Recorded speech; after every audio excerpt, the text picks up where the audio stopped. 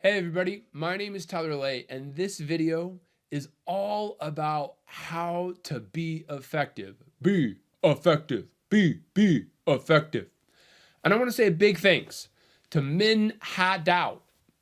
Min, thank you, brother. Thank you so much. He says he's been watching my videos from the very first ones I've ever made. Oh my gosh, brother, I'm sorry. I know I've learned a lot since then. We've gotten better since then, but that's okay. He also says he has lots of MTPs. He knows what an MTP is. That's awesome, including helping the concrete industry, much like many of you folks out there. So again, let's jump into being effective.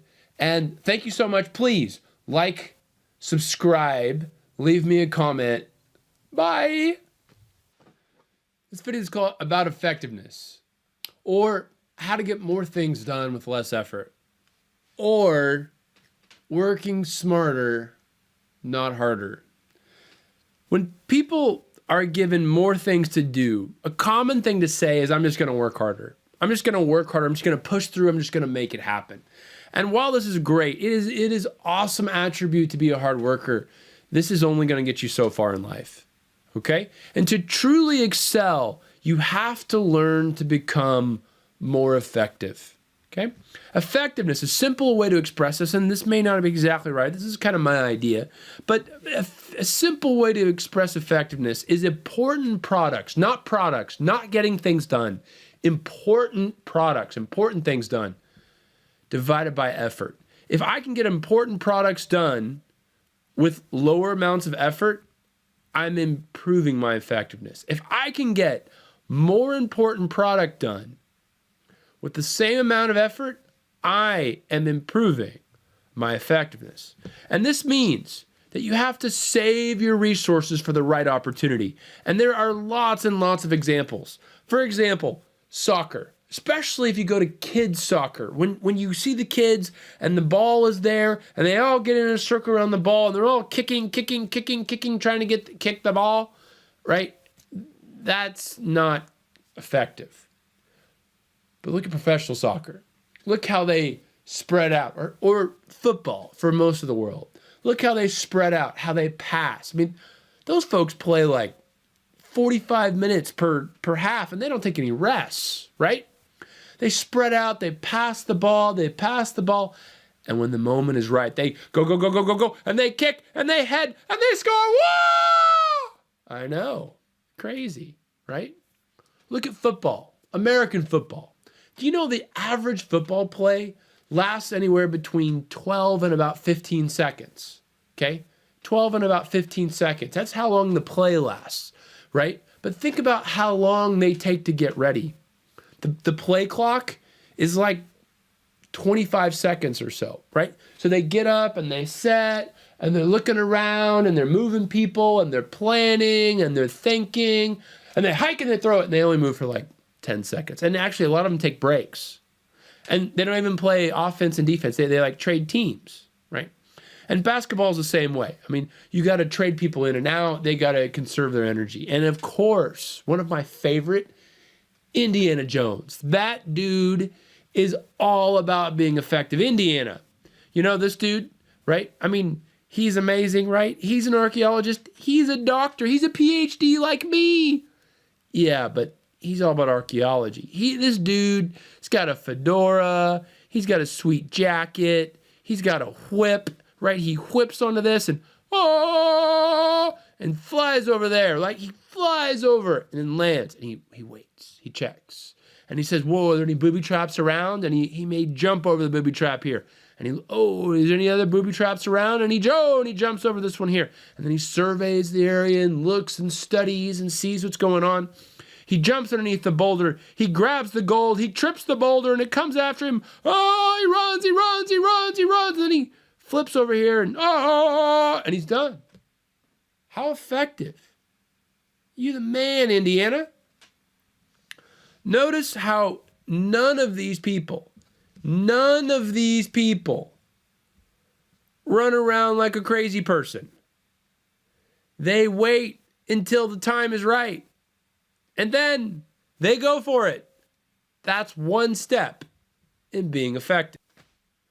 Unfortunately, This often means that you don't have time or the resources to do everything that you might want to do, or that other people might want you to do for them. This means that you're going to have to let some people down. Yep, I know, but you're going to have to let some people down. You're going to have to turn down some opportunities, or you're going to actually have to fail sometimes so that you can focus on what is really important. Have you ever heard the saying, we're going to lose the battle, but we're going to win the war? You failed in the moment, but ultimately you succeed. That's part of being effective. And as you get older and older and you have more and more things that you want to do, this is what you're going to have to do. It's going to have to be like this. A good analogy is a person that's juggling. First, they start out with a few balls, right? And they're juggling and they're doing great. And then someone starts to give them more. They throw in more balls, and they're doing what they can. And then ultimately they keep throwing more balls and more balls. The jugglers are using their leg and their elbow and their head and their everything, and they're doing everything they can to keep the balls in the air. But if you keep throwing those people balls, if you keep giving them more to do, eventually some of them are going to start to fall. The juggler is going to have to determine which balls are critical and which one can they afford to drop. Maybe the important balls are those glass. Maybe they're glass. Maybe once they hit the ground, they're going to shatter, and you don't want those to fall. You have to keep those. They may be helping out your family, right? Your wife or your kids or whatever. They may be helping out whatever you need. Okay. And you got to catch those before they hit the ground. Other balls may be rubber. What do I mean by that? Maybe they're balls that'll come back. Maybe they're balls that'll hit the ground. You can let them hit and you can get them back on the way up. Okay. And maybe some balls are just your favorite balls. Like just the favorite ball, and you don't want them to drop. You don't want them to have problems. Unfortunately, you're not going to be able to catch them all. The medical profession has been dealing with this effectiveness question for a long time. For example, if you have an extreme event, they're horrible, and you got to help a lot of wounded people at once. The medical doctors have to make decisions about whom to help and how can they save the largest number of lives. And unfortunately, they're not going to be able to save everybody, and they have to figure that out as quick as they can. Okay, and this happens in wars and other catastrophic events, and this is called triage, right? It's a French term, and they may put injured people into the following categories. Now, I don't say this is beautiful or great, but this is kind of what needs to happen. You have people fall into one of these three categories. There are the people that are likely to live regardless of what you do. They've got damage, they're hurt, they're ailing, they're aching, but they're going to live. Now, they may lose an arm, they may not come out of it perfect, but they're going to live. They're going to keep going. Then there's those, and you're actually probably not going to help those people. You're not going to spend a lot of time on them because they're going to live. And then there's those that are unlikely to live, regardless of what you do. And those are the tough ones. Those are awful and horrible. But they're not going to live. They're unlikely to live. They might make it, but they're unlikely to live. And so you can't afford to spend time on them. You've got to focus on the people that need immediate care. And your immediate care might make a positive difference. What can you do with the resources that you have that's going to save these people's lives? You have to identify the people that are going to make it, the people that are not going to make it, and the people that are on the edge, that are right on the edge, and those are the people that you have to go after to help. We would love to save everyone, but we just can't. So how do you deal with this? Metaphorically, instead of talking about people, how do you deal with figuring out what are you going to do and what are you not going to do? Well, Dwight D. Eisenhower, former president of the United States, former famous U.S. general. He developed a helpful framework for this. And to introduce it, he has this really crazy quote that I didn't make sense to me. Actually, I had to rewire my brain a little bit to kind of figure out how it works. He said, "What is important is seldom urgent. And what is urgent is seldom important." You're like, what? What is this guy talking about? This sounds like crazy talk. Well, let's go in and define what these things mean. And we'll come back to the quote. Things that are urgent need immediate attention. They're what I need to do something about this. However, and when you deal with urgent items, you're in a very reactive mode. You're stressed, you're rushed, you have a very narrow focus, right? But not everything urgent's important. People may say it's important. It may be important to them, but it may not really be important to you. We'll get to that. Things that are important. Things that are important contribute to our long-term mission. Okay? Now, don't think I'm trying to be self-centered here. Other people are a big part of this too. We need people in our long-term mission. But sometimes urgent items shouldn't fall into this category. We shouldn't be doing urgent items this way, right? We need to be calm, creative, and not rushed to do these important items well. So let's go back to this. What Eisenhower is saying is what is important, what we really, really need to do, what is critical for our long-term mission. We don't need to be doing it urgently. We need to not make it urgent. We need to find a way to just normally take care of it. And what is urgent, what people yell and say they really need help with, is seldom the stuff that makes us go and tick. I'll explain what I mean coming up. Eisenhower essentially recognized that not all of our urgent matters are important. You're like, what do you mean? If it's urgent, it's got to be important, right? No, that's not right at all. Eisenhower actually found that there's 4 quadrants, and you can break these decisions or things you have in your life, kind of organize your life around these 4 quadrants. The not urgent but important quadrant. And this is actually where you want to spend most of your time. This is where you want to focus. This helps you be effective. Then there's the urgent and important quadrant. Now, sometimes you have to spend your time on this. It's urgent and it is important, but that's usually things that have snuck up on you. That's usually things that have moved from here to here because maybe you weren't paying attention. Sometimes they're not. Sometimes they just happen. But they're things that sneak over. Then there's the not important category. Okay? There's the not important but urgent. This is usually what other people want you to do something, or people are telling you it's important. Your phone is going off, or someone is sending you an email, or someone wants you to respond immediately, but it's not important to you. You need to try to minimize the amount of time you spend in this quadrant, but a lot of people spend tons of time in it. And then you have the 4th, the not urgent and not important, and that's just kind of goofing around.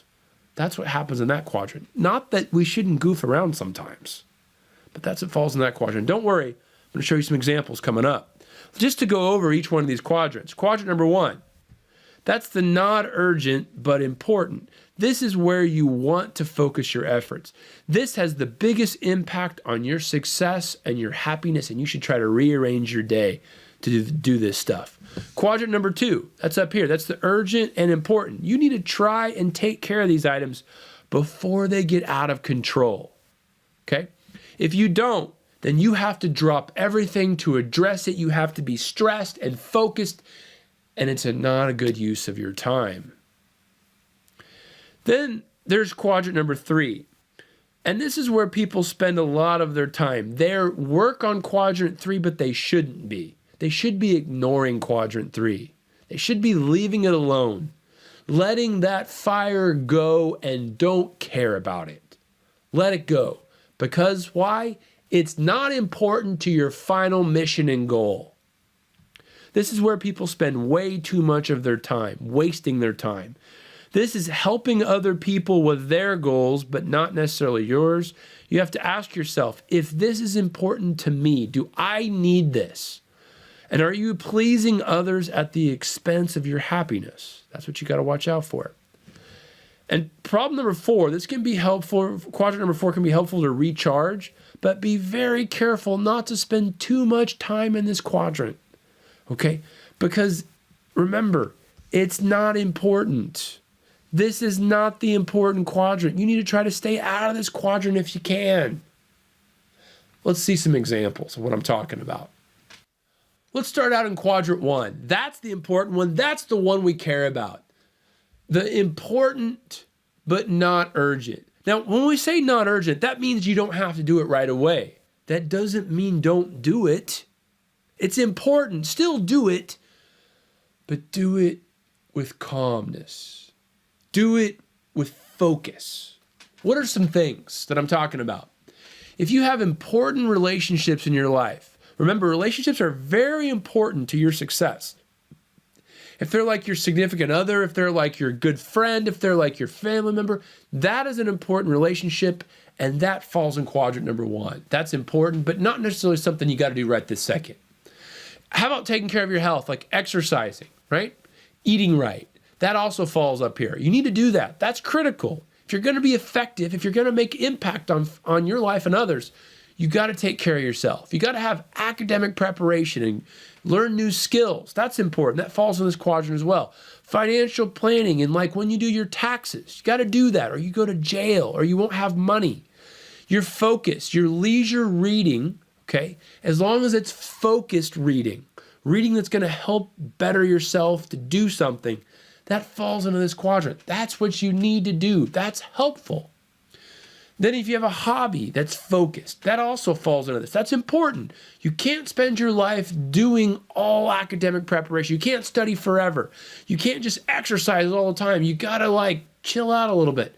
But if it's focused, if it's something you care about, if it's something that's gonna make you better, make you more persistent, make you happier, okay, that's focused, that puts you in this quadrant. Spirituality is very important to your life and your afterlife, right? You got to focus on that. That again falls in this quadrant. Learning new skills, okay? That's important.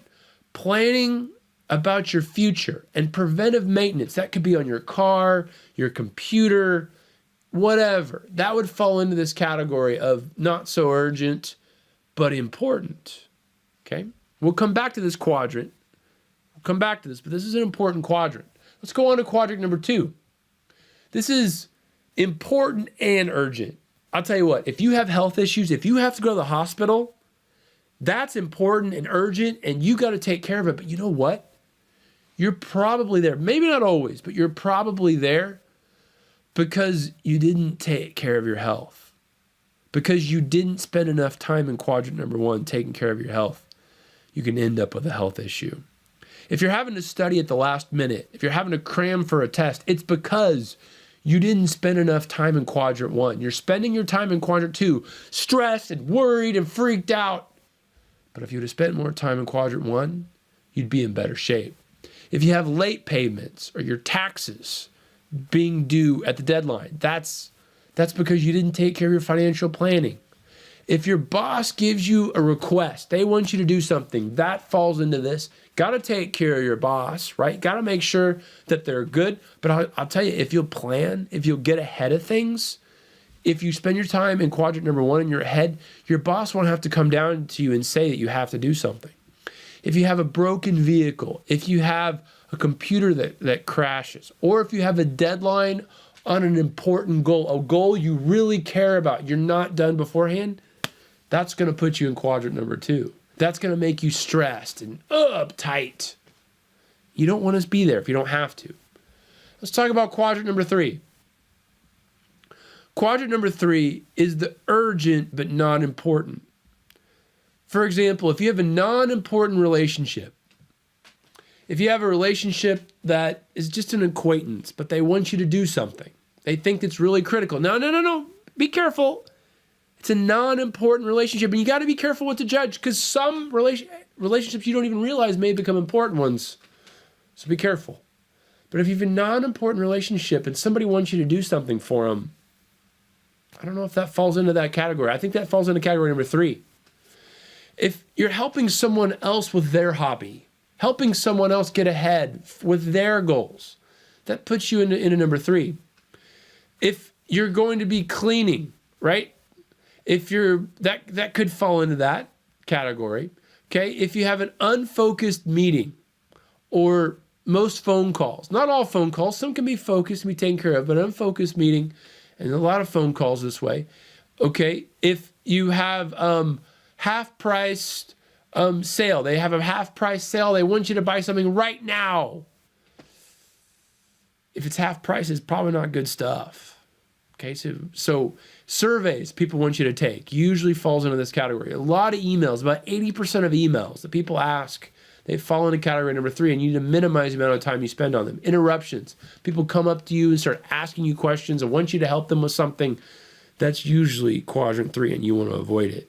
Your phone, if your phone's going off, if it's telling you people are texting you or emailing you, that's a distraction. That's quadrant 3. Turn that off.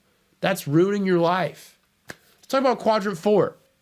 Now, quadrant 4, if you go out to eat at a fancy dinner, now I'm not saying you don't do it, but maybe you don't want to do it all the time. If you're watching Netflix or movies or reading comic books all the time, if you're just doing it with no focus, okay? Now, I'm not saying that you don't want to do that, but you want to minimize it. Maybe 5% of your time, maybe 10% of your time, not a big chunk of it. If you're reading leisurely with no focus, okay? If you have a hobby that you're doing but you don't really focus, you're just, I'm just trying it. I don't know. Shopping for me falls into category number 4. Just not something I want to spend a lot of time on. Now, it's different for other people, but for me, that's not what I want to spend a lot of time on. So those quadrants, they're different for different people. So chill out. It's all good. Pick what makes sense for you. Think heavily about what the goals are, what the first principles are of how that works, okay? Unfortunately, though, being in quadrant number 1 is not enough to be effective. Spending a majority of your time in quadrant number 1, that's not enough. That's a good first step, okay? But that's not enough. You're going to have to determine, of all of those things in quadrant number 1, you're going to have to determine what you need to do to help you the most at the moment. Your small focus to help you get the big impact that you need. Okay, that's really important.